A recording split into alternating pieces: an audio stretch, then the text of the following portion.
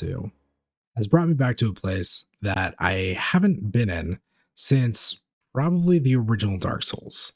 And I know how crazy of a statement that sounds like it is, but I think it's true. Let's talk about it. What's up, gamers? I'm excited to talk to you guys today about Path of Exile 2. It's been a while since I've gotten to talk about a game this interesting on the channel, and I do mean interesting.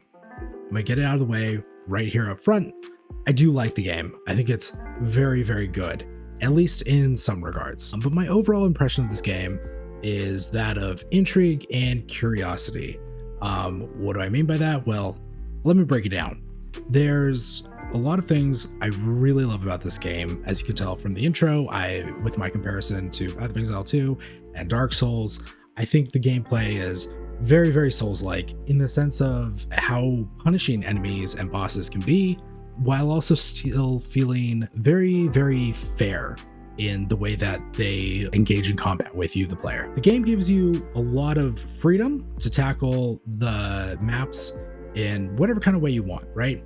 You're allowed to go through them sort of at your own pace, right? Either going very slow, scouring every corner and dispatching enemies very quickly, but like in very limited quantities, like 1 or 2 at a time, or you can kind of just like run through, aggro a huge pack of enemies, and then use your AoEs that you've spent like a whole bunch of time build crafting, making them as strong as they can possibly be to just absolutely rain hell on them and take out like a massive ton of enemies at one time. It's spectacular game design, and it's very, very Souls-like. And I'll be honest, it's possible that I'm a little bit off with that comparison. After all, I have not played Path of Exile 1. I'm going to come clean with you guys, okay? But as a gamer with a background in the Dark Souls series, Bloodborne, Sekiro, Elden Ring, all that kind of stuff, as someone who's played a lot of those games, who's enjoyed a lot of those games, Monster Hunter series as well, I find this game to be just a breath of fresh air in the ARPG genre. Now, I've already admitted I did not play Path of Exile 1, but I've jumped into Diablo, I've jumped into a handful of other ARPGs, and none of them have ever really quite hit the mark for me in the way that Path of Exile 2 has, and in the way that I think Path of Exile 2 will for a lot of newcomers to the ARPG genre and to Path of Exile, right?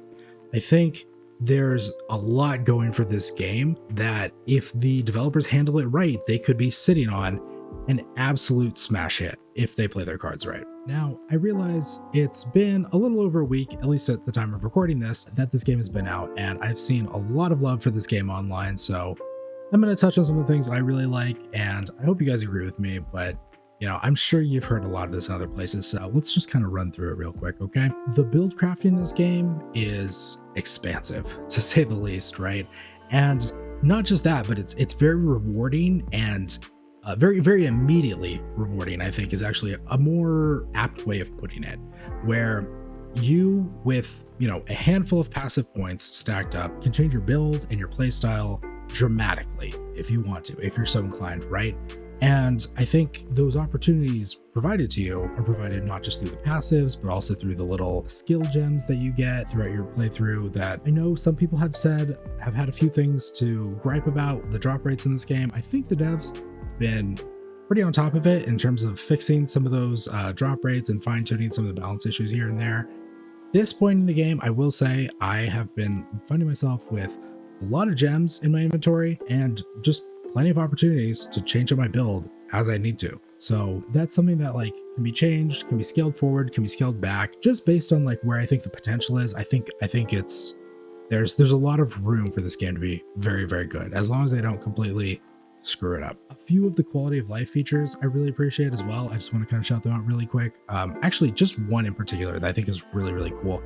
And that is just that you can equip gear at almost all times, including like when you're at a vendor trying to sell gear. Maybe this is just something that I've really had an issue with as a player of MMOs, especially in this past year. Being able to have not just like a little pop-up window, like a little tooltip that shows you a comparison between the item in your inventory and the item that you have equipped, but actually being able to allow you to equip that item back and forth while you're in the dialogue menu with the vendor.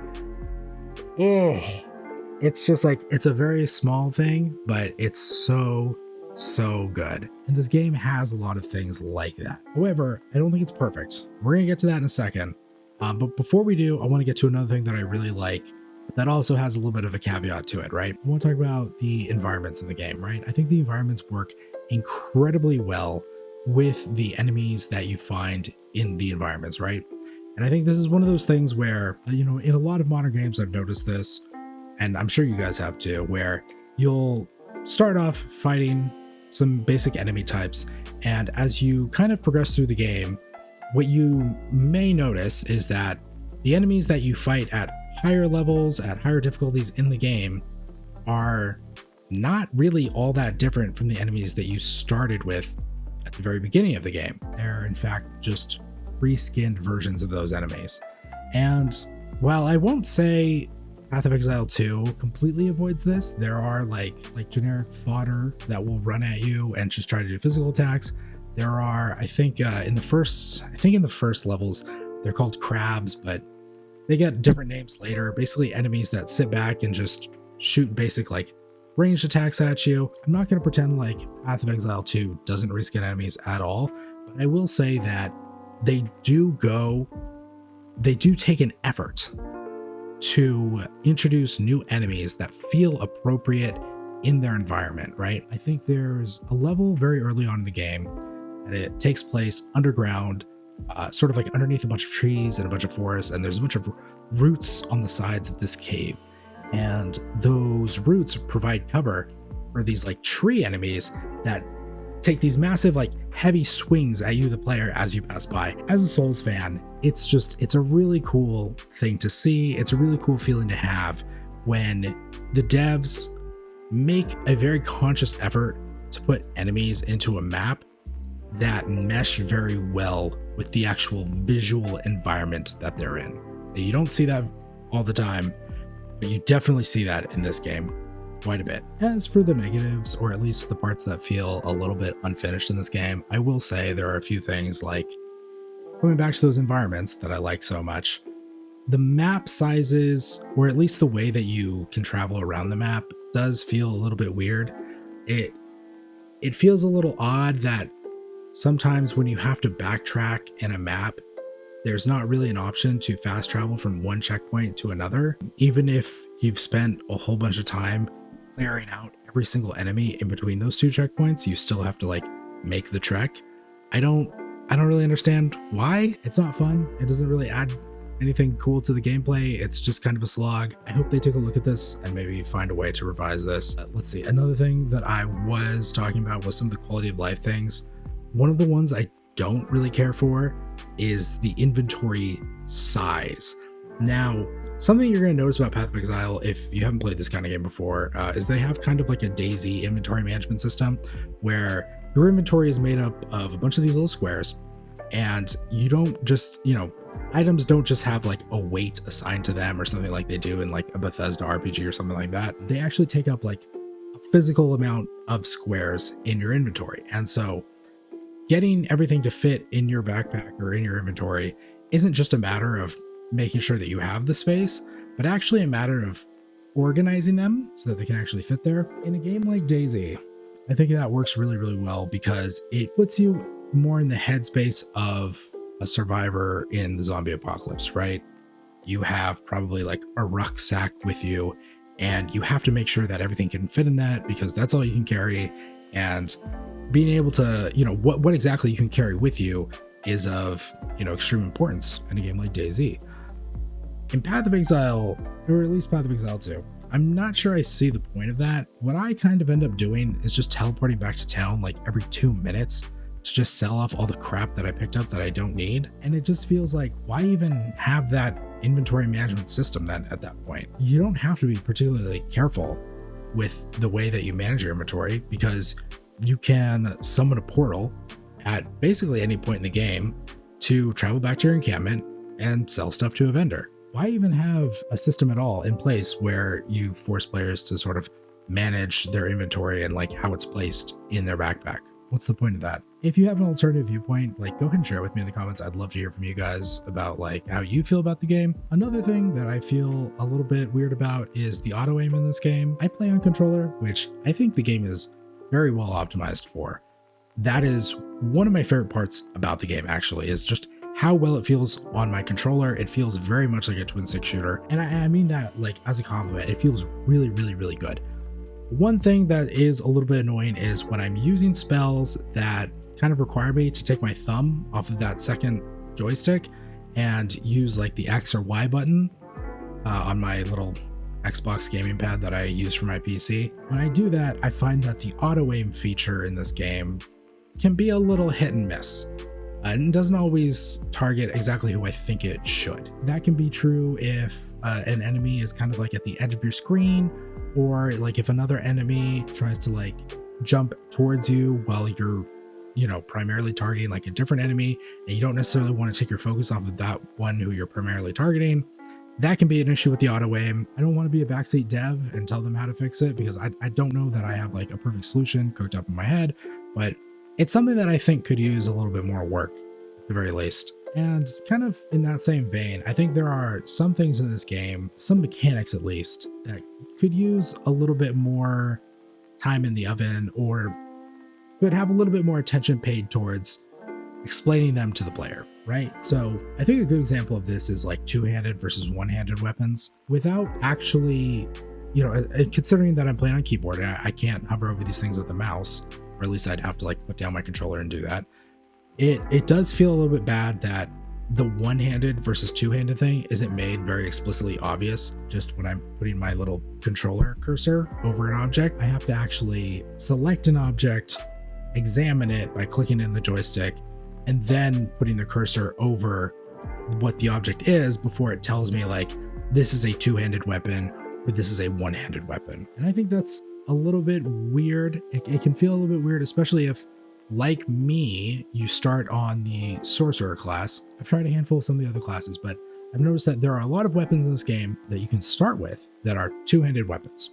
And so as you're going through the world and you pick up other weapons, it may not be super obvious to you right away that, oh, I can put this in my offhand, or I can have a second offhand weapon set, but I have to make sure that, you know, the appropriate weapons are aligned with the appropriate set, right? And that's another thing with the inventory. You have Roman numerals delineating which is your, you know, primary set and your secondary set. And in a way that's fine, but they don't really indicate exactly like which one's left-handed or which one's right-handed. And maybe it's just meant to be like, well, the one on the left is your left hand or the one on the right is your right hand, but it doesn't exactly work out that way in the game. So yeah, I don't know. I don't have like the perfect solution in my head again for this. If you guys have a suggestion, please share it with me. But I think it's a little bit weird the way weapons system, or the way the weapon slots are laid out in your inventory. Some kind of indicator to like show the player like, this is your right hand, this is your left hand, would I think go a long way.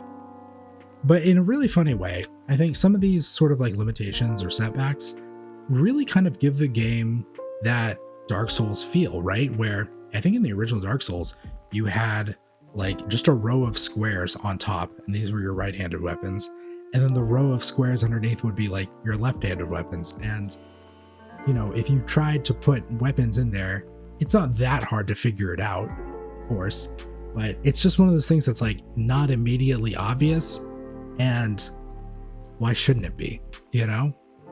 Other games have figured this out. Lastly, I think the storytelling in the game is also very Dark Souls, and I don't mean that in a super positive way. I think it's fine to have a story that is easy to skip through, especially for an ARPG like this, where you can expect to be running through this campaign like a couple times a year at the very least if you're an active player. But I do get the feeling, I do get the sense that there's a little bit more they can do to make the story a little bit more clear if you're the kind of player who is going to pick this up on launch, play through the campaign, get to the end game, maybe play it for a little bit, and then kind of just call it quits. I think there's a lot of people who like to do that with some of these kinds of games. Like for me, that's how I felt with Diablo. I thought the Diablo campaign was fun enough, but once I got to the end game, I kind of just lost interest. And I'm not trying to say like, oh, I love the Diablo 4 campaign, but the Diablo 4 campaign was enough to keep me engaged throughout, and I feel like Path of Exile 2 while feeling a little bit more like a Dark Souls game because of like how the story is told in a much more like minimal sense, with like letters that you find throughout the world and little pieces of, you know, text that you pick up that you can read to like fully like give you that more immersive experience of understanding what the story is. I think that's cool, but I do think maybe adding in a few cinematic moments would probably go like a long way in really helping players sort of like keep that hype and excitement going as they go through the campaign. I'd really like to hear from you guys what you think. Do you agree with me? Do you think I'm wrong? Let me know down in the comments. And on your way there, if you could hit either the like or the subscribe button, or ideally both, it would really help out the channel, and I'd really appreciate it, guys. Anyways, I'll see you in the next one. Peace.